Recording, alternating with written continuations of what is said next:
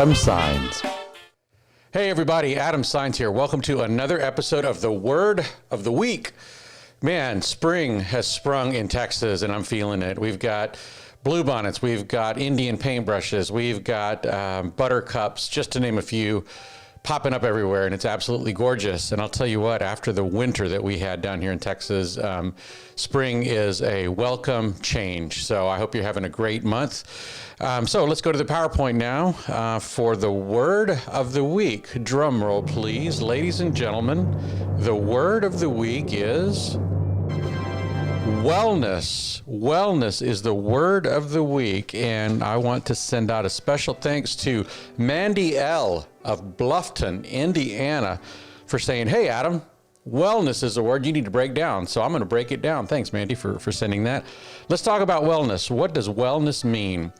Wellness is a noun, the state of being in good health. Now, I really like this part. Check this out. The body's capacity to fight illness. The state of being in good health, the body's capacity to fight illness. So what does wellness mean for me? How can it make my life better this week? Well, let me see if I can break this down in less than 30 minutes. Think of it from a physical perspective. Physical well-being is all about having a strong immune system. Physical well-being doesn't mean the absence of illness. It means I have a strong immune system. So when the illness comes, I can fight it. There are people who don't have any illness in their body, but they may not be well because they don't have a strong immune system, and the slightest little thing will come and throw them under, okay?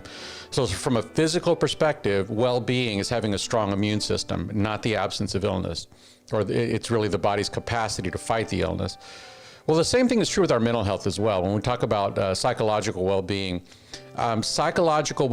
isn't the absence of stress, because stress, psychologically speaking, is like a germ.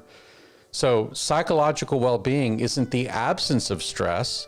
Psychological well-being is our psyche's capacity to cope with stress, right? So our psychological immune system, our ability to cope with stress.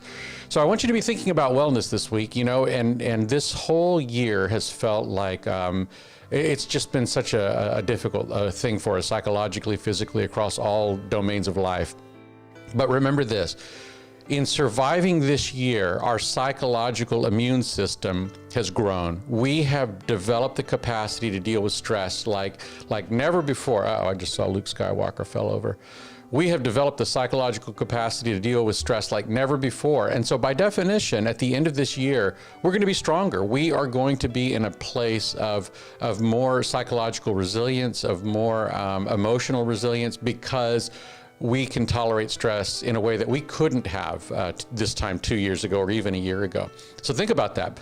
Be encouraged and know that even though you may feel depleted, you may feel empty, you may feel just absolutely done, and as you should, given the year we've had, just know that underneath all of that, you're growing wellness, you're growing psychological strength, and hopefully this summer, you know, we can come back and get some rest, and by the fall, when the fall comes around, we're going to be loaded for bear. We're going to be like so well psychologically because we've developed the capacity to fight illness, to fight stress.